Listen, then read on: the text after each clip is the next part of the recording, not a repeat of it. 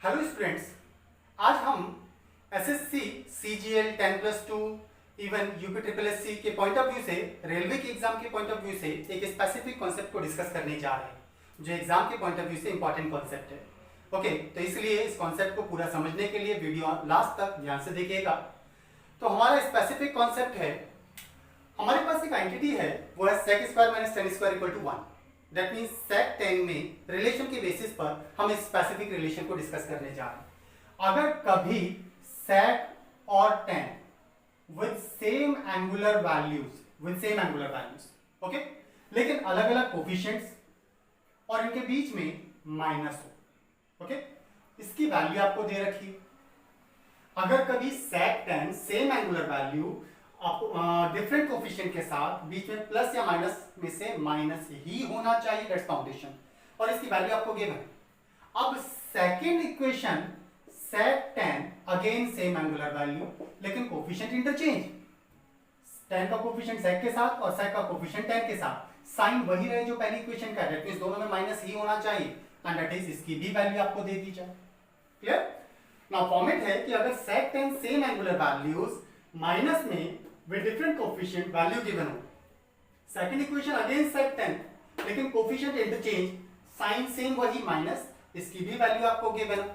अब ऐसी दो इक्वेशंस के केस में इस दोनों ही इक्वेशंस के कोफिशिएंट्स a और b, sec tan के कोफिशिएंट a b, दोनों इक्वेशन की वैल्यूज mn के बीच में एक स्पेसिफिक रिलेशन बनता है जहां से हमसे क्वेश्चन पूछा जाता है, और वो रिलेशन है दोनों ही इक्वेशन में sec और tan के कोफिशिएंट्स के स्क्वायर्स का डिफरेंस दोनों इक्वेशन की वैल्यूज के स्क्वायर्स के डिफरेंस के बराबर होता है, दैट्स द रिलेशन। ये वो रिलेशन।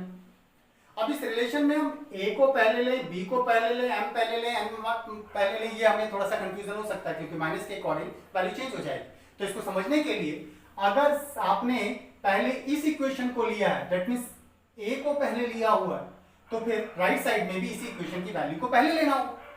इसी फॉर्मेट का स्पेसिफिक कॉन्सेप्ट हमारा सेकंड आइडेंटिटी, क्योंकि हमारी सेकंड आइडेंटिटी कॉसेक और कॉट के बीच में है, तो कॉसेक और कॉट फॉर्मेट के लिए भी बनती है। अगर कभी cosec and caught with same angular values but with different coefficients आपको दिए गए हों लेकिन इक्वेशन माइनस में हो और इसकी वैल्यू आपको गिवन हो, सपोज आपसे सी कहा है, okay, a cosec theta minus b cot theta is equal to c, ऐसा कहा गया, जिसमें क्या है cosec और cot की एंगुलर वैल्यू सेम है विद डिफरेंट कोफिशिएंट, बीच में माइनस ही होना चाहिए।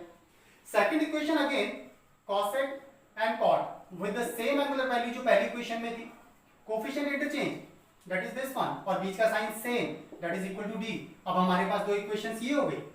ऐसी दोनों इक्वेशन में भी हमारी स्पेसिफिक रिलेशन बनता है cosec और cot के कोफिशिएंट्स और दोनों इक्वेशंस की वैल्यूज के बीच में, दैट मींस a और b, c एंड d के बीच में जो रिलेशन है उस रिलेशन के बेसिस पर क्वेश्चन पूछा जाता है।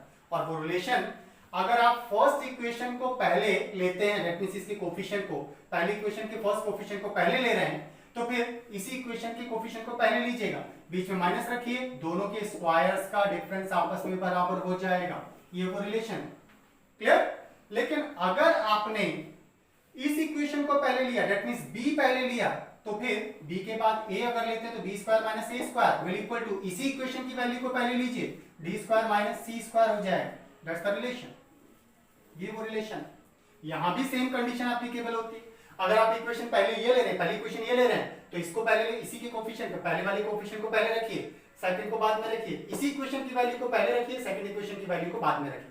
लेकिन अगर आप इस इक्वेशन को पहले लेते हैं तो फिर इसके कोफिशिएंट को पहले रखिए माइनस सेकंड कोफिशिएंट, तो इसी इक्वेशन की वैल्यू में से, वैल्यू के स्क्वायर में से सेकंड इक्वेशन की वैल्यू के स्क्वायर को माइनस किया जाएगा, तब हमारा रिलेशन ये बन जाता है। क्लियर? इन रिलेशन के बेसिस पर भी एग्जाम में क्वेश्चन पूछे जाते हैं। चलिए इन कॉन्सेप्ट के बेसिस पर कुछ न्यूमेरिकल्स देखते हैं। पहला क्वेश्चन है a sec theta minus b tan theta is equal to 9, b sec theta minus a tan theta is equal to 6, find the value of a square minus b square. a square b square के difference की value identify करनी। दोनों equation में sec tan के coefficient same है, दोनों के बीच में माइनस भी लगा है, कोफिशिएंट इंटरचेंज और दोनों की वैल्यू गिवन है।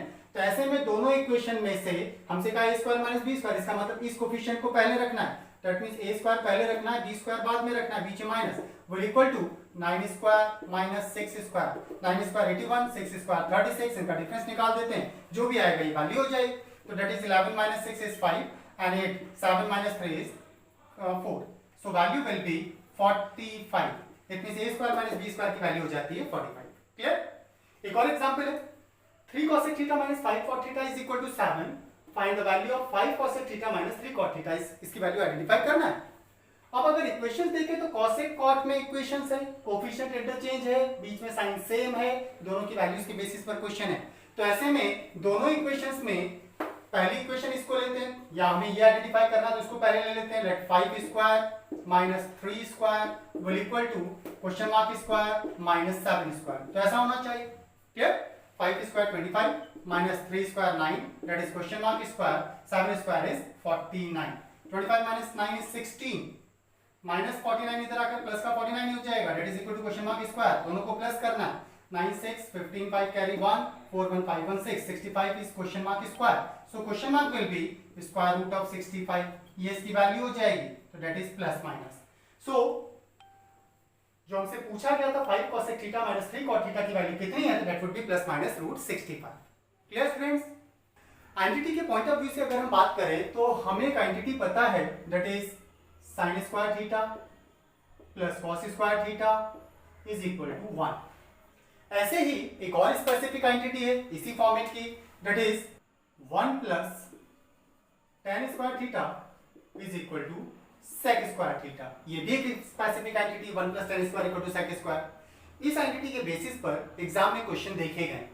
हम इस आइडेंटिटी को ऐसा लिख सकते हैं sec square theta plus tan square उधर जाकर माइनस tan स्क्वायर हो जाएगा ट्रांसपोज करने पर and that is equal to 1. sec square minus tan square equal to 1 लिखा जा सकता है. और sec square minus tan square algebraic identity के according first square minus second square. So इसे एक बार प्लस और एक बार माइनस लिखा जा सकता है into sec theta minus tan theta is equal to 1. ऐसा लिख सकते हैं. अब अगर आपको sec theta plus tan theta और sec theta minus tan theta इन दोनों में से एक वैल्यू दे दी जाए तो सेकंड वैल्यू को इजीली आइडेंटिफाई किया जा सकता है. तब sec theta plus tan theta की वैल्यू हो जाएगी 1 upon sec theta minus tan theta. Clear?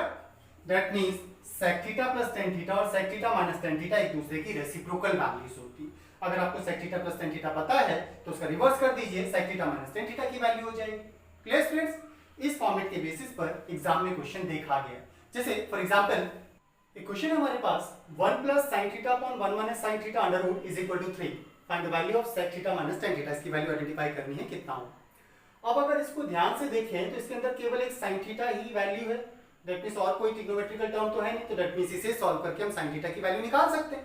sin theta अगर आ जाए तो हम साइड के साथ रिलेट करते हुए sec थीटा और tan थीटा की वैल्यू निकालें और यहां प्लेस कर दें, क्वेश्चन सॉल्व हो जाएगा. एक तरीका ये. सेकंड वे हो सकता है कि कभी भी अगर दिए गई इक्वेशन और आपसे पूछे गए फंक्शन के फॉर्मेट के अकॉर्डिंग हम क्वेश्चन को सॉल्व करने की कोशिश करते हैं तो इसमें डिनोमिनेटर है जबकि पूछे गए फंक्शन में डिनोमिनेटर नहीं है तो फिर इसका डिनोमिनेटर अगर एलिमिनेट कर पाए तो फिर क्वेश्चन सॉल्व करना आसान हो जाए.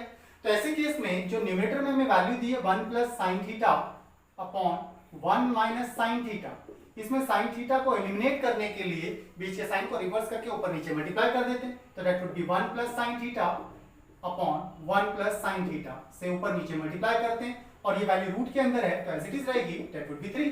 हम इसको ऐसा लिख पाएंगे. ऐसा करने पर न्यूमरेटर में 1 प्लस साइन तो 1 plus sine theta whole square हो जाएगा.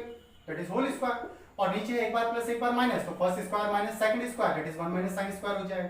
दैट मींस हम स्क्वायर सा लिख सकते हैं. अब क्योंकि हम स्क्वायर रूट एलिमिनेट करना है तो होल स्क्वायर बनाने की कोशिश कर रहे हैं तो ऐसे में 1 प्लस साइन थीटा का होल स्क्वायर ऑलरेडी है. नीचे डिनोमिनेटर की बात करें तो 1 minus sine square cos square होता है तो हम इसे cos थीटा का होल स्क्वायर कर सकते हैं. That is equal to 3. अब ये 1 plus sine theta upon cos theta का होल स्क्वायर हो जाएगा. दैट मींस इसे लिखा जा सकता है 1 plus sine theta upon cos theta whole square और इसका अंडर रूट है. That is equal to 3. ऐसा क्वेश्चन में given. 1 plus sine square cos square को cos थीटा को होल स्क्वायर लिख सकते हैं. That means 1 plus sine theta upon cos theta का होल स्क्वायर. होल स्क्वायर से स्क्वायर रूट कैंसिल होता है. 1 plus sine upon cos is equal to 3 तो cos से डिवाइड करते हैं अगर हम तो 1 अपॉन cos होगा plus sine upon cos that is equal to 3 और 1 अपॉन cos होता है sec theta plus sine upon cos होता है tan theta that is equal to 3. हमारे पास sec theta plus tan theta की वैल्यू हो गई 3 और अगर sec theta plus tan theta पता हो तो sec theta minus tan theta इसकी रेसिप्रोकल वैल्यू होती है। दैट मींस इसके through sec theta minus tan theta की वैल्यू होनी चाहिए रेसिप्रोकल। दैट मींस 3 का रेसिप्रोकल कितना हो जाएगा 1/3। So sec theta minus tan theta की वैल्यू हो जाती है 1/3। Clear students? जैसे हमने sec square minus tan square equal to 1 के थ्रू ये रिलेशन निकाला sec theta plus tan theta equal to 1/sec theta minus tan theta. That means sec theta plus tan theta अगर given हो तो sec theta minus tan theta इसकी reciprocal value हो जाती है। ऐसा ही एक रिलेशन हमारा एक और स्पेसिफिक आइडेंटिटी के थ्रू बनता है। ऐसी एक आइडेंटिटी हमारे पास और है, that is cosec square theta minus cot square theta is equal to 1। इस रिलेशन के थ्रू भी first square minus second square बन रहा है, ये आइडेंटिटी हमारी। तो first square minus second square that means इसको एक बार प्लस और एक बार माइनस लिखा जा सकता है। cosec theta minus cot theta that is equal to 1 ऐसा लिख सकते हैं। अब एक बार प्लस एक बार माइनस 1 के बराबर है तो that means cosec theta plus cot theta की वैल्यू कितनी हो जाएगी? सो cosec theta plus cot theta हो जाएगा 1/cosec theta minus cot theta, इतना हो जाएगा। सेम ऐसा ही रिलेशन यहां भी बन गया है। दैट मींस अगर कभी cosec और cot same angular value plus या माइनस में दिया जाए तो दोनों एक दूसरे की रेसिप्रोकल वैल्यूज हो जाती है। cosec theta plus cot theta के बिना तो इसका रिवर्स कर देने पर 1/cosec theta minus cot theta हो जाएगा एंड वाइस वर्सा, इसी का जस्ट रिवर्स हो जाता है। क्लियर? तो सेम इसी फॉर्मेट का क्वेश्चन यहां भी हमसे पूछा जा सकता है। Is it clear? इस स्पेसिफिक कॉन्सेप्ट के साथ हम आज के वीडियो लेक्चर को यहीं पर वाइंड अप करते हैं। अगर आपको कॉन्सेप्ट अच्छा लगा हो, वीडियो पसंद आया हो तो प्लीज हमारे चैनल को सब्सक्राइब, लाइक एंड शेयर जरूर कीजिएगा। आज के लिए इतना ही। Thank you students, thank you.